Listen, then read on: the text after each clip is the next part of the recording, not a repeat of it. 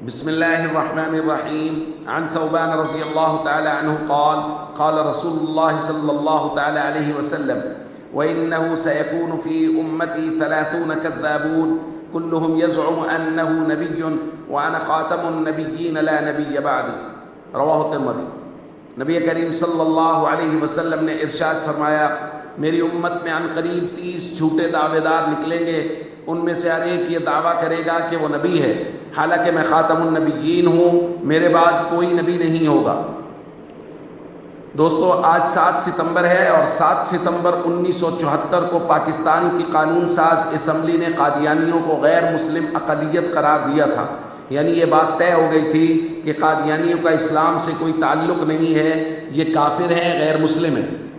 وہ تمام تر گروہ اور فرقے اور جماعتیں جو اسلام کا نام لیتی ہیں حالانکہ وہ مسلمان نہیں ہیں، جیسا کہ یہ منکرین ختم نبوت ہو گئے، منکرین صحابہ و اہل بیت ہو گئے، یہ تمام کے تمام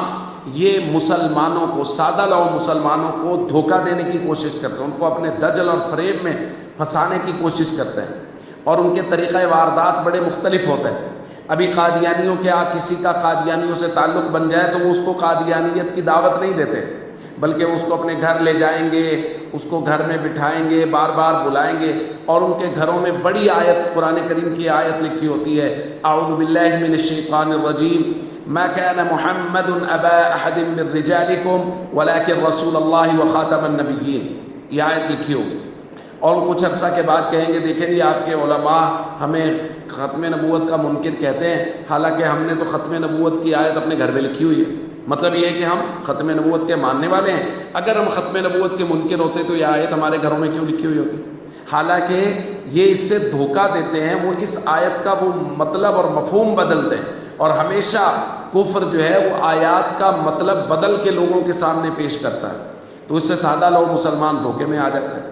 اس لیے ہم سب کو چاہیے اس فتنہ سے اور تمام تر فتنے جو اسلام کا نام لے کے غیر مسلموں کے ایجنڈے پہ کام کر رہے ہیں، ان سے خود محفوظ رہیں، بچیں، اپنے بچوں کو محفوظ رکھیں، اور آج کے دن یوم ختم نبوت کے حوالے سے اپنے بچوں میں ختم نبوت کی بات کریں، اپنے اعزاء اقربا میں ختم نبوت کی بات کریں، اور لوگوں تک یہ پیغام پہنچائیں کہ قادیانی اور اس جیسے جتنے لوگ نبوت کے جھوٹے دعوے دار ہیں، وہ اور ان کے ماننے والے سب کے سب کافر ہیں، دائرہ اسلام سے خارج۔